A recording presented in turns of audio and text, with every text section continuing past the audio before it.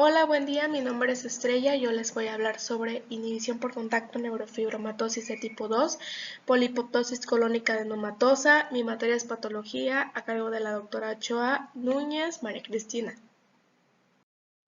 Cuando se cultivan células cancerosas en el laboratorio y estas empiezan a proliferar, la proliferación no se inhibe cuando contactan unas con otras. Los contactos célula a célula formados en esas monocapas suprimen la proliferación celular posterior. Los contactos intercelulares de muchos tejidos vienen mediados por interacciones homodiméricas entre unas proteínas transmembrana llamadas caderinas. La E-caderina, que significa E epitelial, interviene en el contacto entre las células en los epitelios. Se conocen dos mecanismos para explicar cómo la E-caderina mantiene la inhibición por contacto. Un mecanismo viene mediado por el gen supresor de tumores, neurofibromatosis. Su producto, la neurofibromina 2, que se suele llamar merlina, actúa distal a la E-caderina en una vía de transmisión de señales que ayuda a mantener la inhibición por contacto. Se sabe que la pérdida homocigota de neurofibromatosis causa algunos tumores neurales y las mutaciones en línea germinal de neurofibromatosis se asocia a un trastorno hereditario que predispone a la aparición de tumores llamado neurofibromatosis de tipo 2. El segundo mecanismo mediante el cual la E-caderina puede regular la inhibición por contacto es mediante su capacidad de unirse a la beta-catenina, una proteína transmisora de señales. Otro ejemplo de la importancia de la E-caderina y la beta-catenina en los cánceres epiteliales es la infrecuente enfermedad hereditaria poliposis colónica adenomatosa. Este cuadro se caracteriza por la aparición de múltiples pólipos adenomatosos en el colon con una frecuencia de transformación a cánceres de colon muy elevada. Los pólipos muestran de forma constante pérdida de un gen supresor de tumores llamado poliposis colónica adenomatosa. Recibe este nombre por la enfermedad que produce, que ejerce sus efectos antiproliferativos por mecanismos poco frecuentes. Poliposis colónica adenomatosa codifica una proteína citoplásmica cuya principal función es fomentar la degradación de la beta-catenina, que realiza varias funciones. El papel de APC en la regulación de la estabilidad y la función de la beta-catenina. La proteína APC y la beta-catenina son componentes de la vía de transmisión de señales WNT. En la imagen A podemos ver que en las células en reposo no expuestas a WNT, la beta-catenina forma un complejo macromolecular que contiene la proteína APC. Este complejo provoca la destrucción de la beta-catenina y las concentraciones intracelulares de esta molécula serán bajas. En la imagen B vemos que cuando se estimulan las células por las moléculas de WNT secretadas, el complejo de destrucción se desactiva, no se degrada la beta-catenina y aumentan sus concentraciones citoplásmicas. La beta-catenina se transloca al núcleo, donde se une al TSF, un factor de transcripción que activa varios genes vinculados al ciclo celular. En la imagen C vemos que cuando APC está mutado o ausente, no tiene lugar la destrucción de beta-catenina. Esta se transloca al núcleo y coactiva genes que fomentan el ciclo celular, y las células se comportan como si estuvieran sometidas a una estimulación constante por la vía WNT.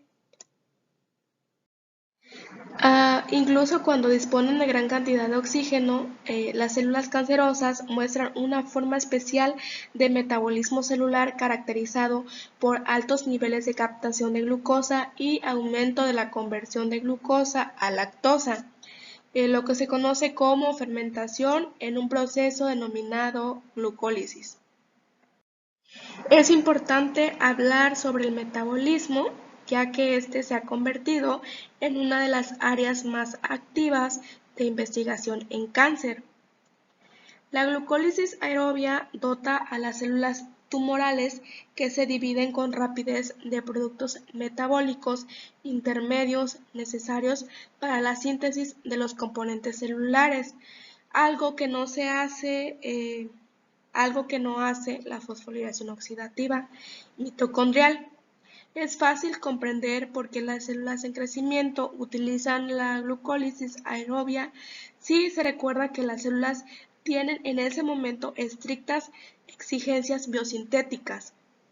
Deben duplicar todos los componentes celulares, como son el ADN, el ARN, las proteínas, los lípidos y los orgánulos, antes de poder dividirse y generar dos células hijas. Aunque la fosforilación oxidativa genera abundante ATP, no produce moléculas de carbono necesarias para crear los componentes celulares precisos para el crecimiento, proteínas, lípidos, ácidos nucleicos.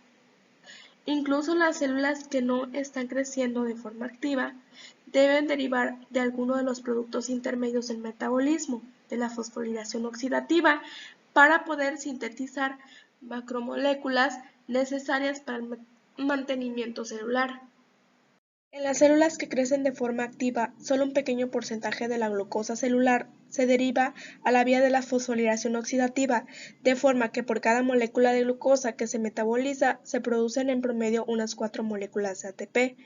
Las células en crecimiento dependen del metabolismo mitocondrial, pero la función principal de las mitocondrias en las células en crecimiento no será generar ATP, sino realizar las reacciones que generan productos intermedios del metabolismo que puedan derivarse y emplearse como precursores para la síntesis de los ladrillos celulares. Pero ¿cómo se produce esta profunda reprogramación del metabolismo en las células en crecimiento normales y malignas? Bueno, esta reprogramación metabólica se consigue mediante cascadas de señales distales a los receptores de los factores de crecimiento, que son exactamente las mismas desreguladas por mutaciones en los oncogenes y genes supresores de tumores en los cánceres. Por tanto, aunque en las células normales que se dividen con rapidez, la glucólisis aerobia se interrumpe cuando el tejido deja de crecer, en las células cancerosas esta reprogramación persiste por la acción de los oncogenes y la pérdida de función de los genes supresores de tumores. La autofagia es un estado de grave deficiencia de nutrientes, en el que las células no solo detienen su crecimiento, sino que destruyen sus propios orgánulos, proteínas y membranas como fuente de carbono para la producción de energía. Si esta adaptación falla, las células mueren. A menudo, las células tumorales son capaces de crecer en condiciones ambientales marginales sin poner en marcha la autofagia, lo que sugiere que las vías que inducen a la misma están alteradas. Varios genes que fomentan la autofagia son supresores de tumores. En condiciones de grave carencia de nutrientes, las células tumorales pueden emplear la autofagia para quedar durmientes, por así decirse, una situación de hibernación metabólica que permite a las células sobrevivir durante mucho tiempo en condiciones difíciles. Otro grupo de alteraciones genéticas descubiertas mediante la secuenciación del genoma son mutaciones en las enzimas del ciclo de Krebs.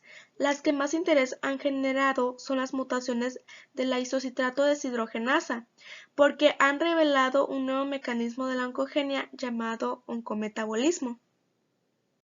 La isocitrato deshidrogenasa mutada se comporta como una oncoproteína porque produce 2-hidroxiglutarato que se considera un oncometabolito prototipo. Las mutaciones oncógenas de isocitrato deshidrogenasa se describe en varios tipos de cánceres, incluidos un porcentaje importante de colangiocarcinomas, gliomas, leucemias agudas, mieloides y sarcomas. Las células tumorales suelen contener mutaciones en los genes reguladores de la apoptosis, lo que las hacen resistentes a la muerte celular. Como sabemos, existen dos vías que culminan en la apoptosis: la vía extrínseca, activada por los receptores de muerte Fas y Fas ligando, y la vía intrínseca, que se inicia por alteraciones como la pérdida de factores de crecimiento y las lesiones del ADN. Las células cancerosas también están sometidas a una serie de factores de de estrés que pueden iniciar la apoptosis, sobre todo la lesión del ADN, pero también son sensibles a alteraciones metabólicas causadas por la alteración del crecimiento y a la hipoxia secundaria a un insuficiente riego. Ahora vamos a hablar sobre potencial ilimitado para la replicación. Las células tumorales, a diferencia de las normales, pueden tener una replicación ilimitada. La mayor parte de las células humanas normales tienen una capacidad de sufrir 70 duplicaciones como máximo. Después, las células pierden la capacidad de división y entran en la senescencia replicativa. Los telómeros muy erosionados son reconocidos por la maquinaria de reparación del ADN, como roturas de la doble cadena del ADN, con la consiguiente parada del ciclo celular y la senescencia celular mediadas por TP53 y Rb. En las células que tienen una alteración de TP53 o Rb por mutaciones, se activa la vía de unión de extremos no homólogos en un intento de salvar la célula.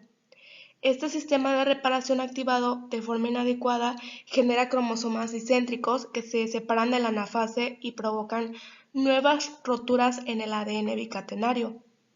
Esto provoca una inestabilidad genómica. Como consecuencia de esto se forman ciclos de puentes fusión-rotura repetidos y acaba ocasionando una catástrofe mitótica. Los tumores que tienen capacidad de crecer de forma indefinida no lo consiguen por la pérdida de los límites al crecimiento, sino que deben evitar tanto la senescencia celular como la catástrofe mitótica.